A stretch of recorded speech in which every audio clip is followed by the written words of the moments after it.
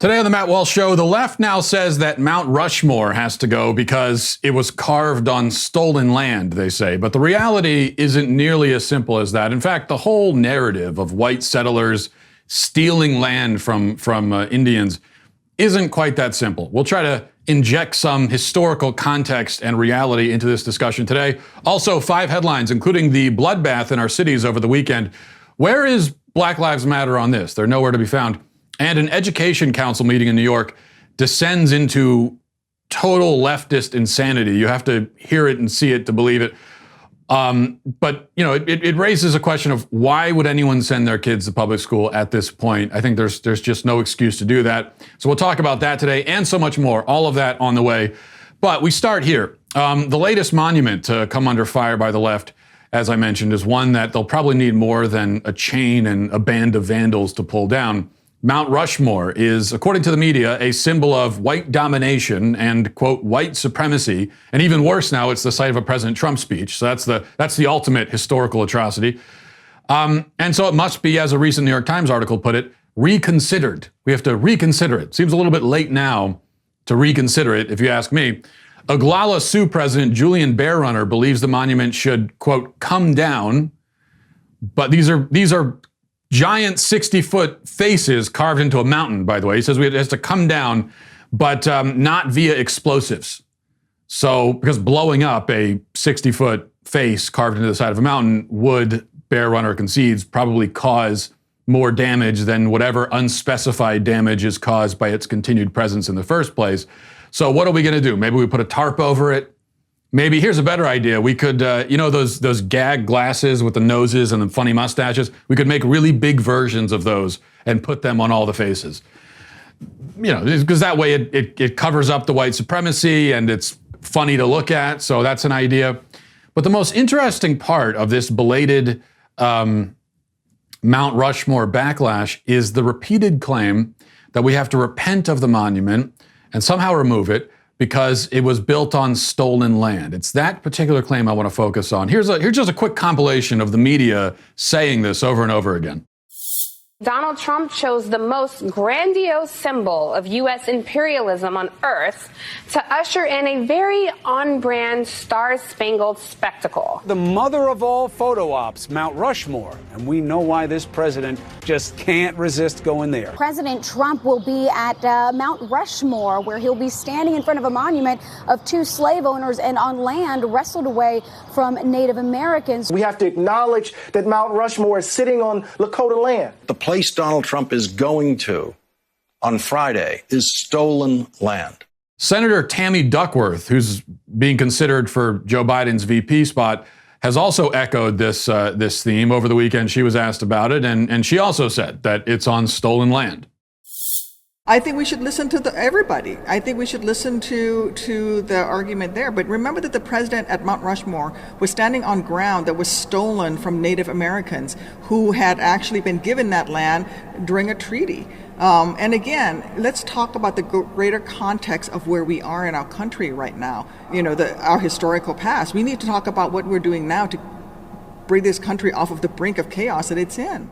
Okay, stolen from, quote, Native Americans who acquired it, quote, during a treaty, she says.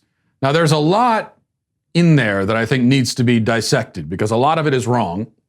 And we'll talk about all that in just a second. But before we do, I want to tell you about our friends at Helix Sleep. They're sponsoring the show today. And you know, if you've ever had the experience, we all, I think, have had the experience of sleeping on a really horrible mattress, you know, one that just is sort of like fighting with your body the entire night. It seems like a mattress that doesn't want to be slept on, it seems like. And if you have a mattress like that, it can do a number on you. Because if you're not sleeping well, then you're not going to be living well and everything else. That's why you need Helix Sleep. Now, Helix Sleep has a quiz, takes just 2 minutes to complete. I've done it myself. And it matches your body type and your sleep preferences to the perfect mattress for you. So if you like mattresses that are really soft or really firm, if you sleep on your side or your back or your stomach, however you sleep, whatever you like in a mattress, they're going to specify it to your unique taste. You don't need to take their word for it either. Helix was awarded the #1 best overall mattress of 2019 and 2020 by GQ and Wired magazine. Go to helixsleep.com/Walsh, take their 2-minute sleep quiz, and they're going to match you to a customized mattress that will give the best sleep of your life. I'm telling you, I have one of these mattresses myself, and I can absolutely attest to that. Right now, Helix is offering up to $200 off and free pillows with all mattress orders for our listeners at helixsleep.com/Walsh. That's helixsleep.com/Walsh for up to $200 off your mattress order. Go there now. So, Tammy Duckworth, as so many leftists tend to do, she speaks of Native Americans as if they're all this homogenous, unified group. So white settlers stole the land from Native Americans generally, she says, which is kind of like saying the British stole land from Asians when they occupied India. No, you wouldn't say that, because they didn't take it from Asians. They didn't take land from the Chinese, the Vietnamese. They took land from Indians. And that's what you would say, and the distinction is important. In fact, leftists usually would be the first to tell you that it's racist to erase or minimize or ignore these kinds of distinctions, to act like there's no difference between someone from one Asian country or another, or no difference between one Indian tribe and another. They would usually say, that's racist. Yet in this case, they're doing it themselves. Why is that? Well, I think there's a reason why the "we stole the land" crowd is often sort of hesitant to get specific on the matter of who exactly we stole this land from, whether it's the Black Hills in South Dakota or any other plot of land that we supposedly stole. Now, the problem, I think, is helpfully illustrated by this PBS article, which says the Black Hills were appropriated, and this is a claim not just by PBS, but anytime the media gets more specific, they're going to tell you is appropriated from the Lakota Sioux tribe, who were, according to PBS, quote, the original occupants of the area. Now, that is, if you have any understanding of history at all, that is an absolutely ridiculous claim. It would be like me saying that I was the first person to ever fly. I invented human flight when I took a plane from Baltimore to Charlotte last March. In fact, that would be less ridiculous, because the Lakota Sioux were thousands of years removed from being the first people, the original occupants of the Black Hills. There has been a human presence in the Black Hills since prehistoric times, going back over 10,000 years. And from that era until the U.S. stole it, allegedly, many groups of people have fought, often quite brutally, for control of that region. Slightly more recently, the Arikara tribe moved in around the time that Columbus sailed the ocean blue, around the late 1400s, early 1500s. The Cheyenne, the Kiowa, the Crow, other tribes all arrived in short order to fight for their own share of this coveted mountain range. Finally, after hundreds of years of this, the Lakota, the alleged original occupants, came in the 18th century and drove all the other competitors away and established control of that area. Now, when I say drove away, it's worth noting that for Indian tribes, driving competitors away often meant murder, pillage, torture, scalping, and similar methods. The U.S. did not take the Black Hills from its original occupants. The original occupants had long since been exiled or exterminated by other Native American tribes. The U.S. arrived and was formed and founded thousands of years too late to take it from its original occupants. It would be more accurate to say, now this is not ever how it's actually phrased, but if you care about accuracy, what you're going to say is that the U.S. took the Black Hills from the most recent tribe that had taken it from the tribe that had most recently taken it before them, and so on, and so on, and so on. Now, this is not mere pedantry, okay? This is not, I'm not being pedantic and getting into like splitting hairs here. The point is that white settlers and pioneers, by trying to claim and conquer new land, were not introducing some new horror to the continent.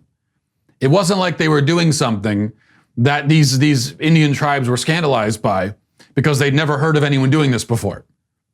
Okay, now the Indian tribes would have been angry, about being moved out of their land, but they weren't scandalized by the concept the way that we are now, because this is exactly what they were doing to other Indian tribes for thousands of years.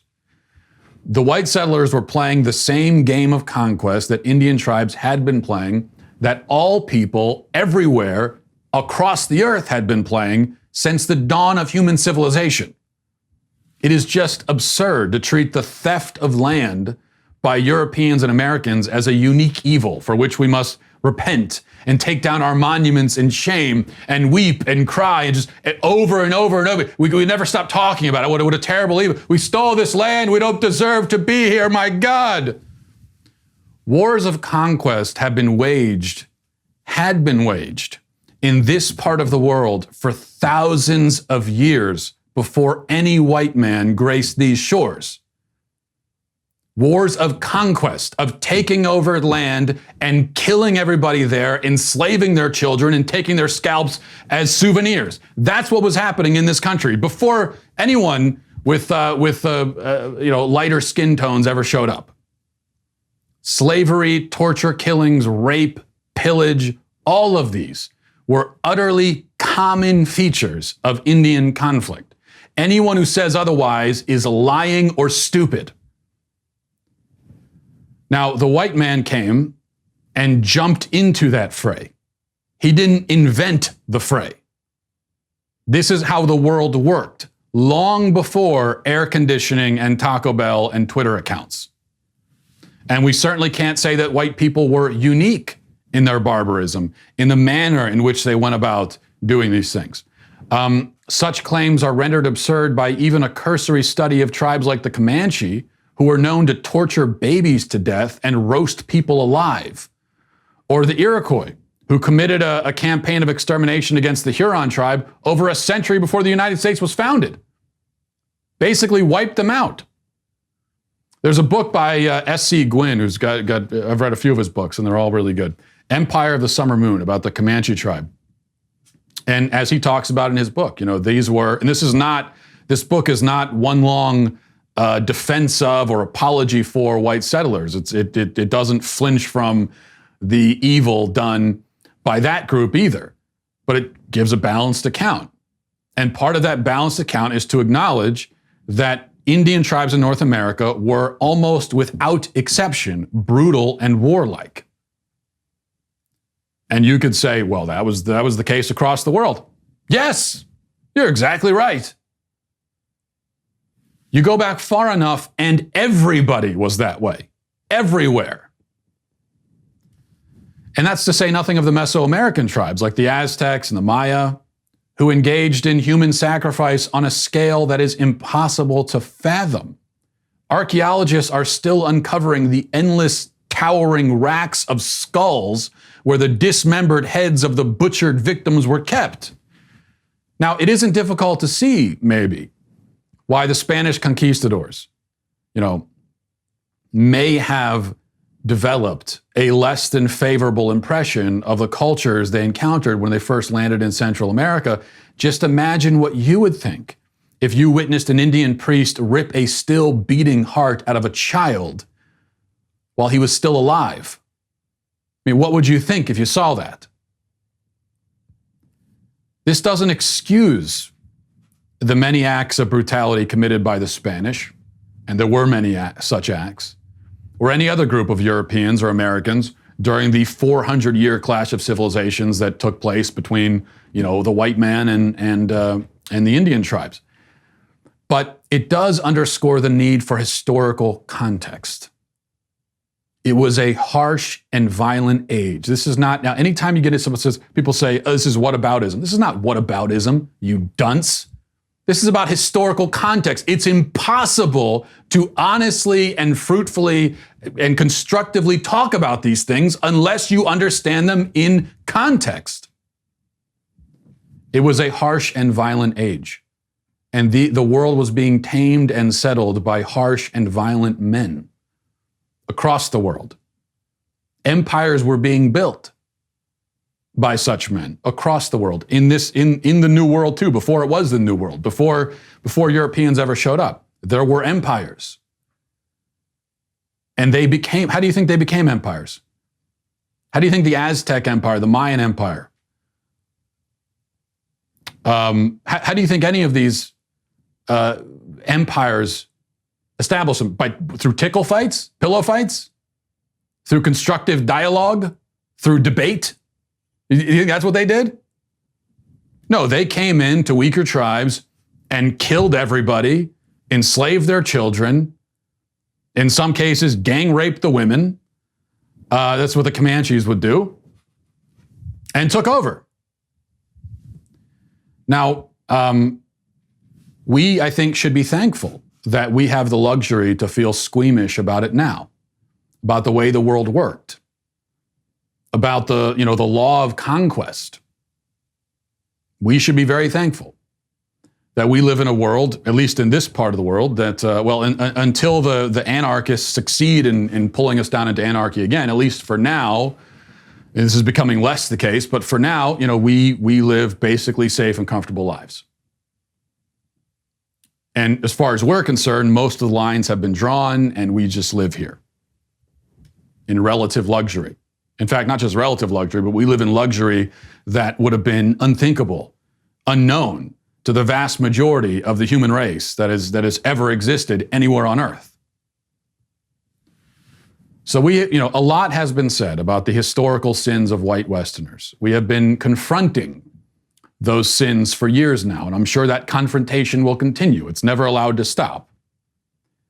But if this confrontation occurs in a vacuum, without taking into consideration the context of the time or the brutality of the foes that the Westerners faced, then we'll be left with the impression that white people today are the descendants of history's greatest villains, and that nothing they did was justified, let alone admirable or worthy of celebration. And so, tear down all the statues, all the monuments. They did nothing good. These were all the bad guys. And of course, fostering this mistaken impression is the point. That's why we're not allowed to have a discussion. That's why somehow it's like provocative for me to say the things that I'm saying right now. According to some people, it's not just provocative, it's outrageously offensive and racist. All I'm saying is verifiable historical truth. Should not be provocative at all to point out that 300 years ago, 500 years ago, 600 years ago, 1,000 years ago was a brutal time. Everybody was violent and lines were drawn through killing each other. To most people in the world, hundreds of years ago, the idea that you should just respect someone's boundary and the land that they claim for themselves, even if they can't defend it, that idea to most people across the world would have been absurd. It would have been ridiculous. It would have been ridiculous to many Indian tribes. The idea that they should just, okay, well, that's your land. You can't really, we're stronger than you and we have better technology. And we want that land for our hunting ground because you've got a lot of buffalo in your land and everything else, and you've got resources we need. But that's you were there first, and so we'll just let you have it. The very notion of that would have been laughably ridiculous, because if they couldn't defend the land, you took it. Your right to your land extended as far as your ability to defend it. That, again, was the reality across the world for thousands and thousands and thousands and thousands of years. And I think that context matters. It doesn't matter in assessing the objective morality of the things that happened in the past. Murder is murder and is always evil. Stealing what is not yours is stealing and is always evil. Doesn't matter if it happens in the year 2020 or the year 1020, right? But assessing the moral culpability of the people who commit these acts, that's where historical context really matters. So I have to say this again because it's important. And this is where I'm always going to be misconstrued. And probably it doesn't matter how much I emphasize the point, I'll still be misconstrued because a lot of the misconstruing that goes on is willful. But still, I will emphasize it again. I'm not saying that 500 years ago or 300 years ago or whatever, that it was okay to take land or kill people or pillage or do any of that stuff. What I'm saying is assessing the moral culpability of the people who engaged in those acts requires an understanding of historical context. Historical context is relevant to the question of culpability, not so much of the objective moral truth of the matter. And that's it. Okay, we will move on to our headlines, but before we do, I'm going to tell you about Paint Your Life. Having nice artwork on your wall in your house this is something I'm only recently discovering even though I'm 34, I'm just now entering adulthood, like so many people in my generation, and realizing that, if you have a home, you got to have artwork, and Paint Your Life, you couldn't ask for a better place to go to get meaningful artwork and beautiful artwork. If you're looking for a way to feel connected to the loved ones who you can't be near, you've got to try paintyourlife.com. Get a professional hand-painted portrait created from any photo at a truly affordable price. You can choose from a team of world-class artists, and you can work with them through every detail to make sure that everything is perfect. They're very responsive. If you have something you want to change or an adjustment you want to make, they're going to be there. They're going to help you. It's a very user-friendly platform, and it lets you order a custom-made hand-painted portrait in less than 5 minutes. Quick and easy process. And I was shocked by how affordable it is as well, given that these are real artists making true artwork out of pictures that already are so meaningful to you. At paintyourlife.com, there's no risk. If you don't love the final painting, your money is refunded, guaranteed. And right now, as a limited time offer, get 20% off your painting. That's right, 20% off and free shipping. To get this special offer, text the word Matt to 64,000. That's Matt to 64,000. Text Matt to 64,000. Paint Your Life. Celebrate the moments that matter most. Okay, number one, it was a bloody weekend. 5 children were killed in our cities over July 4th weekend. All of them black children. 9 people were shot in Baltimore. 69 people were shot in Chicago. 16 of those were killed.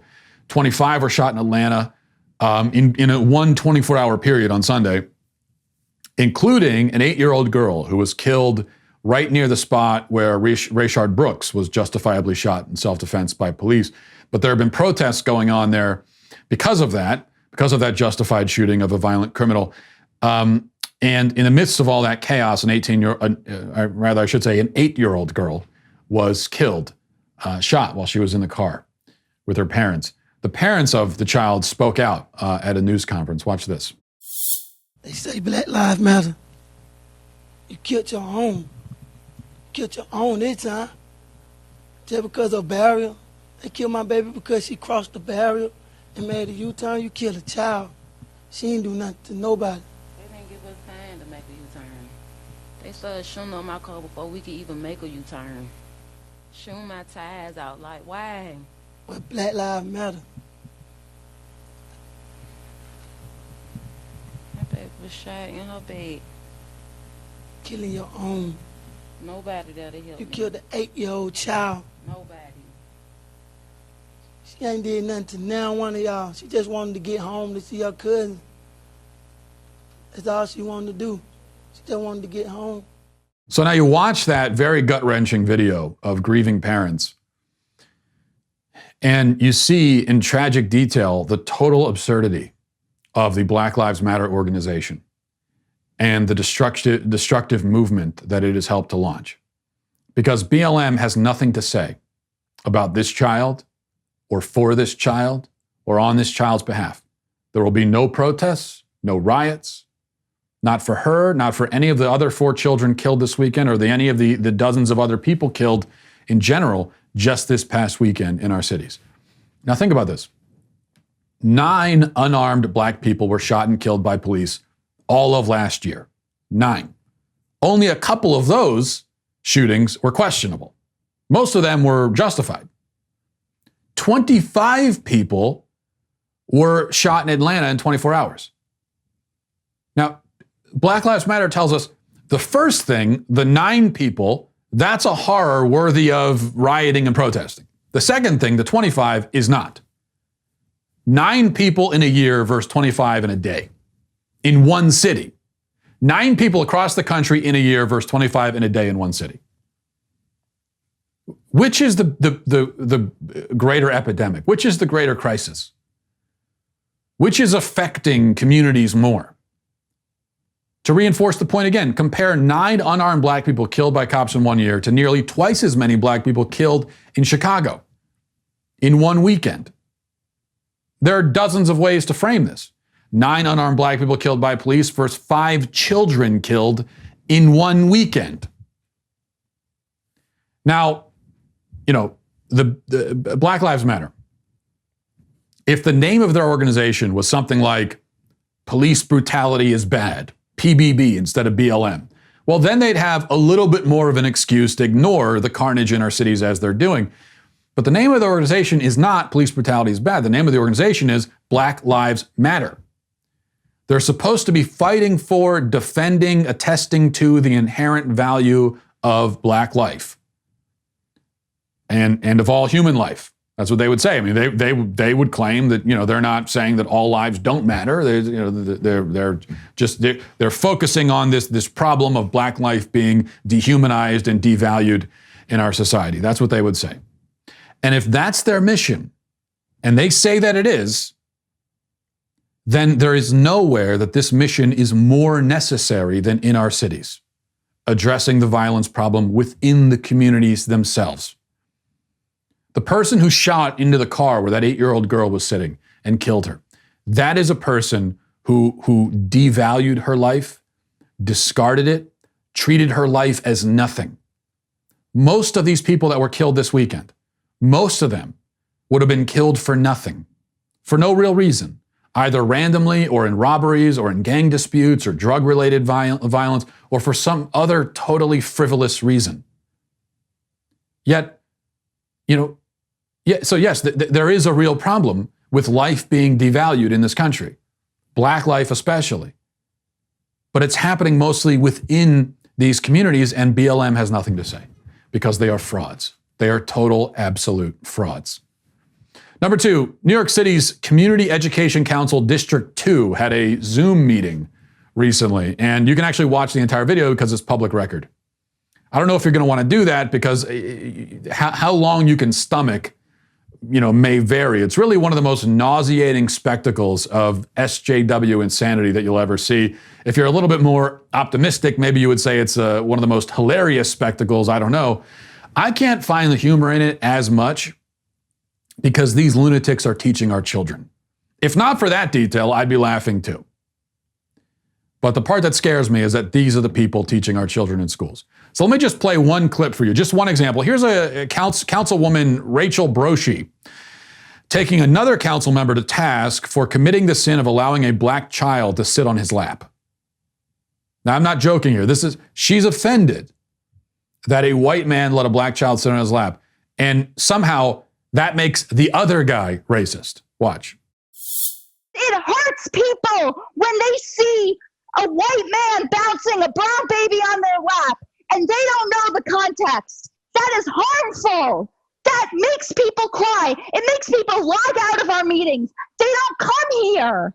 They don't come to our meetings, and they give me a hard time because I'm not vocal enough, and I'm not trying to be a martyr. I'm trying to illustrate to you that you think you think I'm a social justice warrior, and you think I'm being patronizing, and I'm getting pressure for not being enough of an advocate. And I take that to heart, and that hurts me, and I have to learn to make how to be a better white person. I would like you to know don't have people telling you that. I would like to know before this meeting adjourns how having my friend's nephew on my lap was hurtful to people and was racist. Can you please explain? Tom, I've explained it to you. You can Google, you can read a book. Read Ibram Kendi. Read white fragility. Read how to talk to white people. No, it's not my job to educate you. You're an educated white man, right. and you can read a book. My friend is going to educate you. Oh, dear God. Dear God. Do you see why I'm such an advocate for homeschooling? These people have entirely lost their minds. We are watching as leftism descends completely into insanity. We are witnessing a collective descent into madness, perhaps unlike anything the world has ever seen before. And it is at the tip of that spear is the public school system. So get your kids the hell out of it right now. And you know, parents will often, because I'm railing against public school system all the time because the school system is an abomination in pretty much every conceivable way. And what I hear from parents a lot is that they don't want to send their kids to public school, but they don't have any other option because they can't homeschool because they both have to work, or it's a single parent household, and they can't afford private school. What else are they supposed to do? And we're getting to the point where, I mean, really any other option. Send your kids into the woods to be raised by coyotes, okay? Anything would be better. Really anything would be better than sending them into the public school system. We are quickly approaching a point where they're just, it would be difficult to come up with a solid justification for willfully subjecting your kids to this. Number 3, here's something. Check out this viral photo of a maternity. It's a maternity photo shoot, which is a thing, I guess, where pregnant women get professional photos done of themselves because people have an insatiable appetite to see pictures of themselves, and any opportunity is a good one, it seems. So there's a twist, though, here. Here's the pictures. And she says, as you can see, her pregnant belly is covered in bees. The queen says, "The queen is tethered to my belly inside of a cage. We just dumped the bees on me and they naturally began to beard. I was terrified as I am allergic, but it was worth it."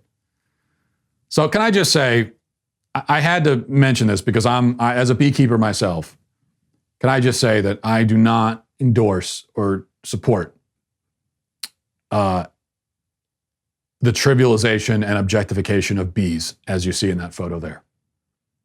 I'm not concerned about the fact that how dangerous it is for people. That's not my point.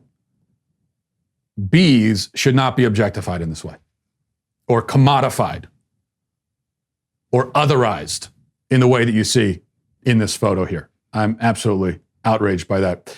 Number 4, a mob of vandals in Baltimore tore down a statue of Columbus over the weekend. Once again, no attempt was made to prevent it. No attempt is being made to apprehend the criminals, as far as I could tell. Here's what the mayor's spokesman said. He said, our officers in Baltimore City, who are some of the finest in the country, they are principally concerned with the preservation of life. That is sacrosanct. Everything else falls secondary to that, including statues. Okay, so now somehow we have, you have to make a choice now. You can't do both. If it's not a crime that directly threatens human life, then you can commit it. Is that really the message you want to send from the mayor's office? Well, apparently it is. Now, I want you to compare that reaction to this in California, where a white man and a white woman painted over a city-approved BLM mural.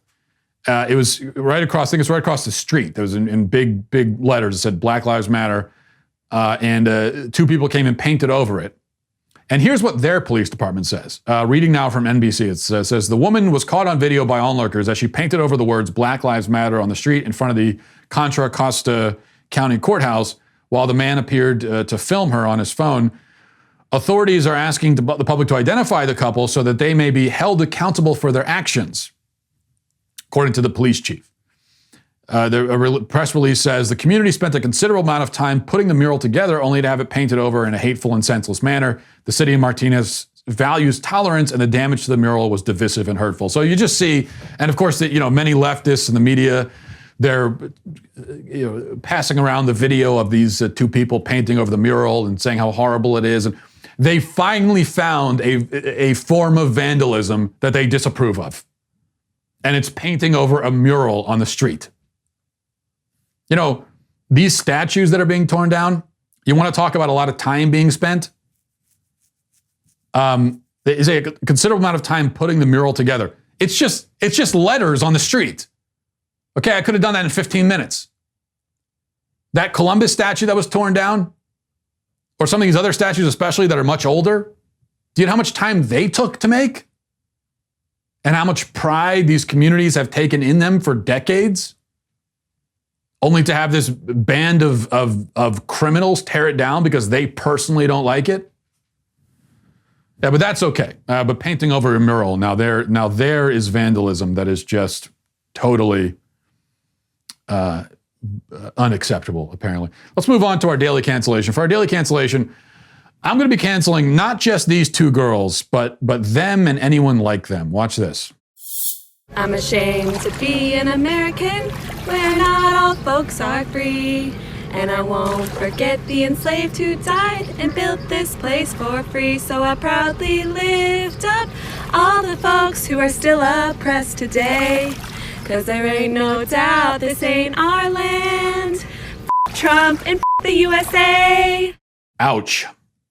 Another cringe challenge there. That's a tough one to get through. That's difficult. And the worst part is that they had to sit down and rehearse this and plan it and probably write it and practice it. We had a little bit of choreography in there too. And from the sound of it and the look of it, it seems like they're at the pool. You can hear the water in the background. They seem to be wearing bathing suits. So they're relaxing at the pool, and suddenly they decide to spend their time writing a song about how much they hate living in the country where they have the luxury to hang out at the pool singing songs about how much they hate their country. Just imagine having a mind that works that way, where you're sitting there, it's July 4th weekend, you're in the sun, you're having a drink, maybe drinking some lemonade, relaxing, and you turn to your friend and say, you know, I really hate it here. It's just, imagine being such a miserable person. But as I say, I'm not just canceling them, I'm canceling anyone like them, like, for example, these people as well. 1, 2, 3, 4. 1, 2, 3, 4. Slavery, genocide, and war. Slavery, genocide, and war. 5, 6, 7, 8. 5, 6, 7, 8. America was never great. America was never great. America was never great. America was never great. America was never great. America was never great. So a cute little rhyme there, not quite as inventive or elaborate as the girls singing the other song, but as you see, these are all well-dressed, well-fed, privileged brats chanting about the inherent evils of the country that allows them to burn its flag in the middle of the street without consequence. Now, it should go without saying that if they tried that stunt in many other countries across the globe, they'd all be dead or in shackles before they got to 5, 6, 7, 8. Now, I mean, if you look in India, for example, you can be imprisoned for wearing clothing with the Indian flag on it, much less burning the flag in the middle of the street. In Malaysia, 9 Australians were sent to jail for 3 days for wearing Speedos decorated with the Malaysian flag. The slightest disrespect of the flag in Saudi Arabia, it will be met with extremely severe punishment, and that includes flying the flag at half-mast. Even that is considered to be flag desecration and punishable by prison time. So, or worse, this is Saudi Arabia we're talking about. But of course, these protesters don't have to worry about that because they live here, where they have, in fact, not just freedom, but much more freedom than they should have. They have freedom, for example, to burn buildings and destroy public property. That's freedom they should not have by any reasonable, point of view, but they do. But the fact that they live here, that's the interesting part. And this is why all of these people are canceled. And I know I'm obviously not the first person to make this point. I'm probably not even the millionth person to make this point, but it's a good point and one that has yet to be answered. And so I'm going to make it again.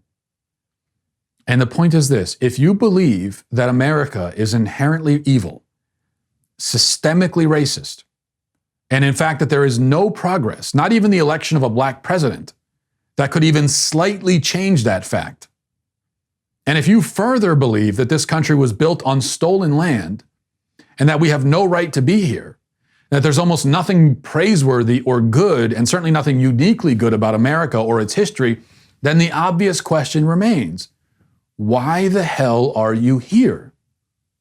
Why don't you leave? There are 195 countries in the world. We're just one of them. That leaves you 194 other countries you could go to. 2/3 of those countries are in largely non-white, non-Western areas. Why don't you move to one of them? Seriously, why not? This is not a rhetorical question. I really want to know the answer. Now, the first and most obvious and really only available rebuttal or answer to this question is that they stay here despite feeling this way about America because they want to fight for change and progress. And that's what it's all about. That's why they're not going to leave. But that excuse is a total non-starter because the things they hate about America are all things that cannot be changed if they are indeed true. And even the things that seem like they should be able to be changed if they were true, apparently can't be. If this country was built on stolen land and we have no right to be here, then there is no social progress that will ever change that fact. It would be like buying a car that you know is stolen, and rather than giving it back to the owner, you decide that you're going to, drive it around, but you're going to keep it clean, and you're going to help, you're going to give old people rides to the supermarket every Wednesday or something like that. You're going to use your car for good. Okay, you can do all you want like that, but that's not going to change the fact that it isn't your car and you shouldn't have it, and by driving it, you are participating in and profiting off of its theft. The supposed systemic racism in our country would seem like something that could be fixed if it existed, which it doesn't. But if it did, you'd think, okay, well, there's something at least that we can fix. But as I said, the left has made it clear that nothing can really change that. By their telling the election of a black president didn't even improve the problem of systemic racism. It's not just that we still have a problem. It's that it's not even better after that. It's still as much of an issue now as it ever was before, according to them, which means it would seem that it can never be changed. America is sick to its core, according to them. So given all of this, I mean, if you believe that these are all givens, I don't, but if you do, the only ethical choice is to donate your assets to a Indian reservation and move to a country in Africa or Asia or even Central or South America. And that would seem like the only ethical option. Yet nobody is doing this. It's not just that only a few of the protesters are doing it, or that not enough are doing it. It's none of them are. None. The option isn't even being discussed. It's not even brought up. All of these people sitting around, burning the flag, lamenting our existence on this stolen land, none of them ever stop and say, hey, maybe we should just leave. It would be like if I claimed that a local store sells stolen merchandise and that its management is comprised of murderous racists who use the profits from their stores to subjugate and kill minorities, and yet I still went there every day to shop, walking through the aisles, shouting my laments. Oh no, woe is me, this store is terrible, this is an awful store, the store should not be here. Hey, by the way, how much is this fedora? $45? That's not too bad. Okay, I might do. Anyway, what was I saying? Oh yes, this store is terrible, oh my God. If you caught me acting that way, there would only be two possible explanations. Number one, I don't really believe any of the claims I'm making about the store. Or two, I am willfully complicit in the evil done by the store and its ownership, and therefore not any better than them. Now, in the case of these protesters and the others who profess their hatred for America while choosing to remain here, I think the first explanation is probably closest to the truth. They don't really believe this bullcrap that they're spewing. They don't really believe it. It's a game. It's just something to do. They're bored. They're looking for a boogeyman to fight against. And so they're out there acting like they're freedom fighters, struggling against an enemy that doesn't exist. Acting like they're being oppressed. Meanwhile, they're able to do literally whatever the hell they want. Yet you're so oppressed that you can go and burn down a freaking building and steal all the merchandise and nobody will arrest you for it. That's how oppressed you are. Now, as I said, it's not just that you're more free than anybody else in the world. You're way more free than you should be. Because that's a freedom nobody should have. Yet, if you're on the left and you're a quote-unquote protester, you have that freedom. I mean, you belong to the most free group of people that maybe has ever lived. So no, I don't believe that they believe what they're saying. I don't. Because if they really did, now maybe on some level, on some surface level, consciously, they've been able to fool themselves. But if they really, really believed it, then that's what they would do. There would be no excuse, no justification for not donating your assets to an Indian tribe and leaving. Lead by example. Right? America was never great. America was never great. It's not great now. It can never be great if all of these claims about it are true. So go to a country that, even if there are no great countries, there's got to be a country better than this one, right? This is a racist dystopia built on the back of slaves and through the blood of genocide, you would say, right? So, I mean, there's got to be many better options. But no, you stay here because, again, you're all frauds, all of you. And on that cheerful note, we will end it for the day. Thanks for watching, everybody. Thanks for listening. Godspeed.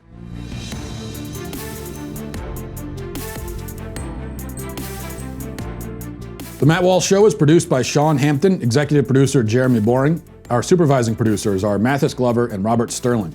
Our technical producer is Austin Stevens, edited by Danny D'Amico, and our audio is mixed by Robin Fenderson. The Matt Walsh Show is a Daily Wire production, copyright Daily Wire 2020. If you prefer facts over feelings, aren't offended by the brutal truth, and you can still laugh at the insanity filling our national news cycle, well, tune in to The Ben Shapiro Show. We'll get a whole lot of that and much more. See you there.